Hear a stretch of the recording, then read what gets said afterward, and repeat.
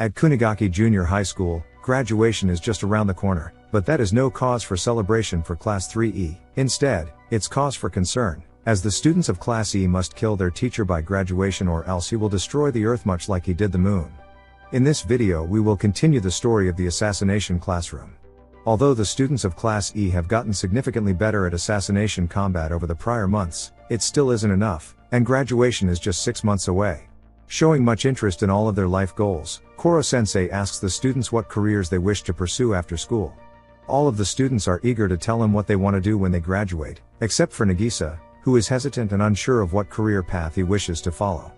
Koro-sensei advises him to look into a career field in which he can efficiently utilize his leadership and strategic skills, as he has proven to be the greatest assassin of Class 3E so far for those very traits. Later that day, the assistant teacher, Kurasama, tells the class about a school festival that will be taking place next week. He tells them that this will be the perfect opportunity for them to attack and hopefully assassinate Koro-sensei, as this will be an inter-school event with students from all around the city attending along with other people from the community. With so many students there, Class 3E can move through the crowd unnoticed and make their attempt.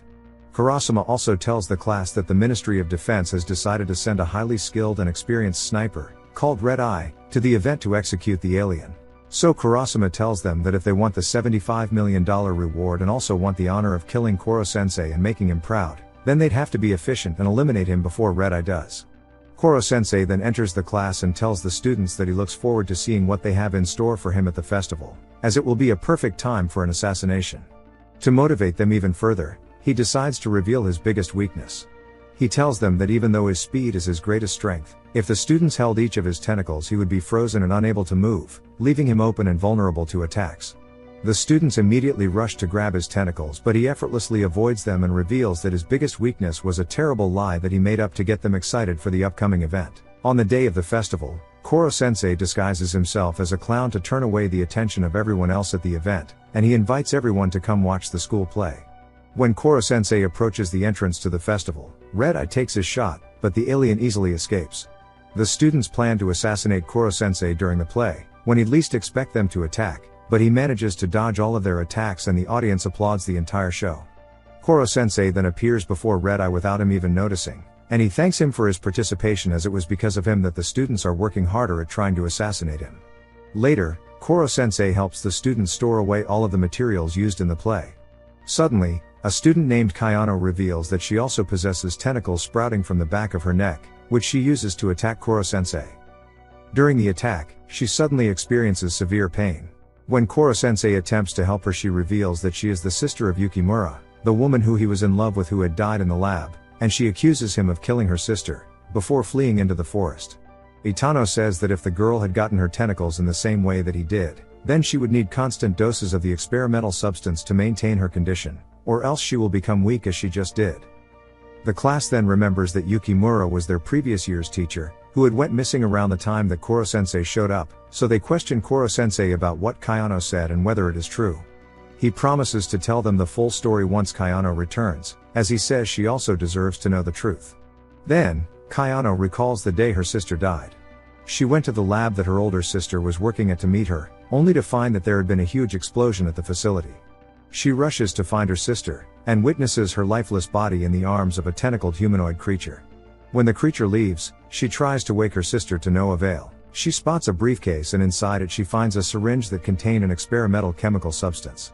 After looking through her sister's research, she discovers that the substance was being tested to mutate weaponized tentacles into the human genome, basically giving a person deadly tentacles upon injection. She injects herself with the drug, ignoring the risks and seeking revenge on the creature. When she found out the creature was the form teacher of Class 3E, she enrolled at the school and began plotting her revenge. The next morning, Kayano returns. This time she is even more powerful and her tentacles are flaming at the tips. She attacks Koro-sensei with powerful, devastating blows, nearly killing him, but she ends up burning herself out and she falls to the ground unconscious. Koro-sensei uses this window of opportunity to rip out her tentacles and destroy them. He says that if she continued to use her powers she would drain her life force and end up killing herself. Later, when all the students including Kayano are gathered in the class, Koro-sensei begins to tell them his life story. Just over a year ago, the sensei, who everybody believes to be an alien, was actually a human being. He was in fact one of the world's greatest assassins. They called him Shinigami, the Grim Reaper. Due to his broad assassin skill set, he always succeeded at executing his target every single time. One day, he was ambushed and captured by members of an unofficial organization run by a mad scientist called Gizawa. Believing Shinigami to be at the peak of human intellect and physicality, Gizawa decided that he'd be perfect for his experiments, and he began plotting to control and weaponize Shinigami for his own purposes. So he came up with an idea to incorporate antimatter into Shinigami's life cycle, which would give him near-infinite lethal abilities. To make this possible, the process would require a tremendous amount of energy while the subject was still alive. So Shinigami was imprisoned and experimented on in a lab where such energy could be utilized. Yukimura was an assistant at this lab, tasked with monitoring Gizawa's lab rats and ensuring everything goes according to plan. On the day Shinigami first met Yukimura, Gizawa enters the room after her and hits her with a clipboard. He belittles and commands her to keep an eye on all the lab rats instead of trying to make conversation with them. When he storms out of the room, Yukimura tells Shinigami that she is actually engaged to be married soon to Gizawa. Her parents had chosen him for her because he was wealthy and successful. Over the following weeks, she tells him that Gizawa has been trying to get her to leave her career and work at the lab, but she loves her job, so she works as a teacher during the day and at the lab during the evening. She tells him about Class 3E, and how she holds the students very close to her heart and really wants to see them succeed in life. Over the following months, Shinigami continues to be used as a lab rat in the experiments. He experiences a few side effects, notably some numbness in his extremities and coldness in his neck. So, Yukimura decides to gift him a tie, but she's unable to deliver the gift to him since it was against the rules of the organization. Yukimura continues to tell Shinigami about her abusive, controlling future husband. Gizawa has already made the decision for her to leave her day job as a teacher and work exclusively in the lab starting next year. Shinigami encourages her to follow her passion and she thanks him for being so supportive of her. She says she wishes she could at least hold his hand. Then, Shinigami reveals to her that he has actually developed a mutation as a result of all the experiments. He has developed tentacles that he uses to reach beyond the cell wall and form a hand to touch her, and the two share a loving moment. A few days later, it appears in news reports all over the globe that 70% of the moon has been destroyed. Although the rest of the world is in the dark as to what could have caused this, Gizawa knows exactly what happened. He has been secretly conducting antimatter experiments on the surface of the moon. In one such experiment, a mouse was transplanted with the same antimatter generating cells used in Shinigami's trials. This generated an explosion which obliterated a large chunk of the moon. Analyzing the cell division cycle of the mouse and cross-evaluating it with Shinigami's progress, Gizawa is able to deduce that Shinigami will also explode by mid-March next year, which will destroy the planet along with him. He plans to kill Shinigami before that time passes. Yukimura eavesdrops on him informing the rest of his scientists about the explosion, and she rushes to inform Shinigami and promises to find a way to save him. But Shinigami tells her that he deserves to die after killing all those people as an assassin for money. However, he refuses to spend his last days imprisoned in the lab, so he makes his escape. He uses his powerful tentacles to destroy the glass and makes his way towards the exit. Yukimura pleads with Gizawa to help Shinigami, but he kicks her and sends her fleeing. Then, he readies a powerful bionic weapon to kill Shinigami before he escapes. Before it strikes Shinigami, Yukimura appears behind him and absorbs the impact of the strike from the bionic tentacle. As she bleeds out on the floor, she begs him to continue her legacy by mentoring and helping the students of Class 3E to graduate. Shinigami promises to do so and takes the tie from her as a parting gift while she takes her last breath. Using his newfound power, Shinigami transforms himself into a creature that resembles his favorite animal, an octopus, and so he becomes the yellow humanoid octopus creature to hide his identity, and he dedicated the last of his days to fulfilling the promise he made to Yukimura. So, regardless of whatever happened, Shinigami was going to die by graduation anyway. He didn't want to destroy the Earth, instead, he knew it was inevitable, so he wanted the class of 3E to have the honor of killing him before graduation and saving the world. After the truth is revealed to them, the class begins to sympathize with Koro-sensei and none of them have the will to kill him anymore. The winter break goes by without any of them making an assassination attempt, and when they all return to class, Nagisa decides to hold a meeting to determine a plan of action moving forward. He says that despite Koro-sensei being a threat to the entire world, he is actually a good person deep down who deserves a second chance. So he says that instead of trying to kill him, the class should work together to find a way to save him and prevent the explosion. Some of the students agree with him, but the class is divided as half of them believe that the best course of action would be to kill him. After all, they are closer to killing him than saving him, as they've been training for an entire year now to assassinate him, and they have no idea how to even begin trying to save him from exploding. It just seems too risky. Karma, one of the most respected students of the class, makes a stand and sides with the students that want to kill Koro-sensei. Since they're at a stalemate, Karma challenges Nagisa to a duel to decide the fate of the class. They agree on the terms of the duel, which state that the both of them, each armed with a training knife, will attack the other, and the first to manage to place the knife edge at a vital point on his opponent would be the winner. The fight then begins, and Karma proves to be a handful for Nagisa, who, despite being declared the best assassin of Class E for his strategic ability, just simply isn't a match for Karma's speed, strength and combat experience. In an act of desperation, Nagisa grabs Karma's arm and attempts to immobilize him, leaving Karma's left hand free, and he could strike and win the duel at any moment. But, upon realizing the determination Nagisa has to help Koro-sensei, Karma decides to let him win the duel. The fight, however, doesn't determine the class's decision. Instead, it gave them a clearer perspective. So they all make a final decision about whether they're going to kill Koro-sensei. They decide that they'll continue to try to assassinate him, but at the same time, they'll work towards finding a way to save him. This would ensure that they have a plan B to save the world if all else fails. A few days later, Ritsu, the class's AI student, is able to track and hack into a government database all the way on the other side of the world. She gains access to documents detailing experiments foreign nations have been conducting to find a way to kill Koro-sensei. She discovers a formula for a compound that may be able to make the antimatter particles within Koro-sensei's genes stable, thus preventing him from exploding. But the formula's success rate relies heavily on essential structural data from the antimatter experiment, that only Gizawa would be in possession of. But nobody knows Gizawa's whereabouts.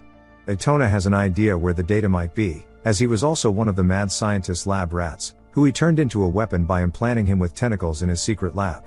Itona, Nagisa and Karma head over to Gizawa's personal underground lab and recover the data with the aid of Ritsu. After accessing the data, the class gets to work on creating the formula for the compound, and after several attempts, they're finally able to find the right composition. They complete the chemical process, but the compound will only be ready by the next morning. Meanwhile, the Ministry of Defense secretly enters its near final stage of a classified project to finally kill Koro-sensei. They've launched an antimatter-powered laser, amplified by a giant particle accelerator, into orbit. After entering outer space, the giant machine begins powering itself to wipe out Koro-sensei for good, but this powering up process will take 24 hours. The next morning before school begins, Kurasama goes to the sensei's office and bids him farewell. He mentions that graduation is just around the corner, and no matter the outcome, the relationship between the two of them would come to an end. Then, he leaves the school premises and calls his superiors, informing them that the super creature is alone on Class 3E's premises. A huge barrier is then activated, which traps the sensei in the school. As the students make their way to class, they are ambushed by soldiers from the ministry, and taken to an underground tunnel prison where they will be detained until Koro-sensei is killed by the laser. Kurasama-sensei comes to check up on the students, and tells them the government's plan to kill Koro-sensei. The students inform him of the compound they have prepared which could save Koro-sensei's life and stop the destruction of the earth, but Kurasama says that it's too late. He tells them that it was decided by all the world leaders that Koro-sensei would be killed this way, and the decision cannot under any circumstances be overturned. When Kurasama leaves, Karma comes up with an idea to lure the guards by causing an explosion and pretending to be unconscious. When the guards come in to check on the students, they attack and subdue them before making their escape. They sneak past the other soldiers and bump into Kurasama, who they believe will try to stop them. Instead, he asks what took them so long. He reminds them that the laser will fire at midnight, before leading them out of the tunnels. Once outside, they find that the place is surrounded by soldiers, who have set up a base around the barrier outside the school, but their English teacher, Miss Arena, who is also a highly skilled assassin, attacks the base with a rocket launcher, causing chaos and allowing the students to take out the soldiers. A few hours later, all of the students make it to class and meet Koro-sensei once again. He tells them that he is really trapped this time, with no tricks up his sleeve. The barrier encases not just the school, but everything underneath it as well, creating a complete spherical shield that he cannot penetrate. Nevertheless, he is happy to see them. The class then present him with the compound, and he gladly takes it while they all rejoice knowing that they've saved their teacher and don't have to kill him. Koro-sensei thanks all of them for their effort and reveals graduation certificates that he made for the whole class. However, before he can hand them the certificates, Gizawa enters the class and destroys them with tentacles of his own. The man appears crazed out of his mind, and says he is there to finally kill Koro-sensei and save the world. When Nagisa steps forward and tells him that Koro-sensei has been cured and will no longer be a threat to the earth, Gizawa reveals that he had been observing them the entire time they were in the lab, and he purposefully tampered with the data they collected so that whatever attempts they make would be in vain. The psychopath wants to kill the sensei just to feed his bloodlust and become the most powerful creature in the world, and that's the bottom line. He also reveals a serum he's been perfecting that is stable, but even stronger. He injects himself several times, transforming into a beastly mutated creature. He strikes Koro-sensei with vicious powerful blows, slicing away part of his head and tentacle arm, before violently throwing him out of the class. He breaks through the class wall and attacks the sensei once again before taking the fight to the roof. Here, now fully transformed and looking like a Groot possessed by a demon, he stabs his tentacles right through the sensei's body, the roof, and the floor beneath, nearly killing all of the students if not for the powerful plot armor. Seeing Koro-sensei near death, Kayano steps in between him and Gizawa, allowing him time to regenerate the lost body parts. She tells Koro-sensei to flee while she holds back the madman, but the monster viciously attacks her as well, severely wounding her and ultimately taking her life. The sensei clutches her in his arms as she takes her last breath, and she apologizes for attacking him all those weeks ago. Gizawa taunts the sensei, telling him that he's the reason Kayano and her sister are dead, and he couldn't do anything to stop it. And that just flipped a switch in him where he was like, okay, fuck you, watch this. Then, he uses his tentacles to transfer most of his energy into a ball and Kamehamehas the shit out of Gizawa with the power of 1,000 suns, burning him out of existence. After eliminating the mad scientist for good, Koro-sensei rushes Kayano into the class and begins using his powers to revive her. He had been working on transferring his regenerative abilities into others, to heal them using his energy ever since he discovered his abilities. It was one of his priorities, the result of not being able to save Yukimura. And in an act of poetic irony, the once assassin now gives life, and Kayano opens her eyes. Having used up all of his energy in doing so, Koro-sensei lies on the ground exhausted, and informs the students that they don't have much time. The laser is about to fire, but before the ministry gets the chance, he wants the class to have the honor of killing him. The students are reluctant, but they eventually agree that it is the best thing to do for Koro-sensei's sake. So Nagisa is elected to perform the assassination, but Koro-sensei says it should be a class effort. So all the students group together, and hold on to Koro-sensei's tentacles as Nagisa gets on top of him with the anti-teacher knife above his head and tears in his eyes. Koro-sensei then utters his final words. He tells the class how proud he is of them, and how they've all become great and dedicated human beings with a bright future. He finally tells Nagisa to be brave, and the boy musters up the strength to pierce his heart. The sensei's body disintegrates into tiny glowing particles that display a magical yet sad scene. As Koro-sensei slowly fades out of existence, the last bit of his energy visits his ex-colleagues, Arina and Kurasama, to bid them farewell before it also dissipates, and the two are overcome with grief as well. The military then notice that Koro-sensei's vitals are no more. Then, we see that Nagisa has finally made up his mind about what he wanted to do when he graduates. He returns to Class 3E to teach the new batch of delinquent students. He initially realizes that they are a handful, and there's a lot of work to be done, but he's really excited to help the students reach for the stars with the newfound inspiration he's gained from Koro-sensei. The end.